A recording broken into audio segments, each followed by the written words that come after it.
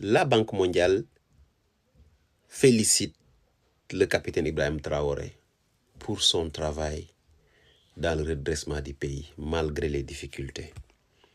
En tout cas, c'est la déclaration du vice-président de la Banque mondiale pour l'Afrique de l'Ouest et du Centre, M. Ousmane Diagana.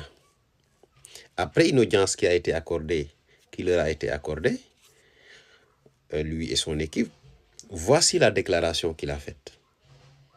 Nous avons apporté notre assurance que la Banque mondiale, en tant qu'institution de développement, restera toujours engagée auprès du Burkina Faso et de l'ensemble de la population du Burkina dans leur quête légitime de bien-être. C'était après l'audience du 1er octobre dernier.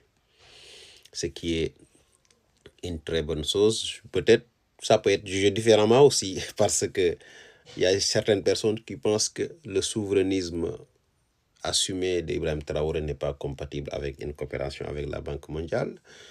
D'autres pensent qu'en réalité, le souverainisme assumé n'est pas antagoniste d'une coopération avec la Banque mondiale. C'est la condition de coopération qui est importante.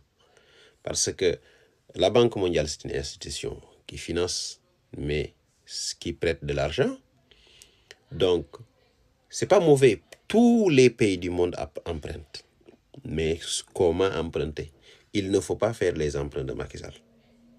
Il faut emprunter en respectant les règles établies, en défendant au maximum les intérêts du peuple. Toujours, chaque président, chaque dirigeant, pour toute négociation, doit mettre en avant les intérêts de son pays.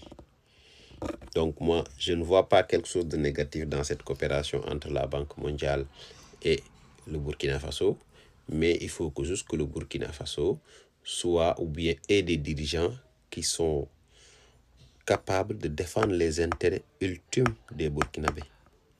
Savoir que la seule chose qui compte aujourd'hui, c'est l'intérêt des Burkinabés. Ce n'est pas du tout l'intérêt de l'institution. Et l'appréciation de l'institution ne compte pas. Parce que ce n'est pas l'appréciation de l'institution qui vous permet de réduire la pauvreté dans votre pays, de changer le niveau de développement aujourd'hui. Donc, il faut savoir que ne cherchez pas à avoir l'appréciation des institutions de Bretton Woods, cherchez à avoir une appréciation positive des populations de votre pays.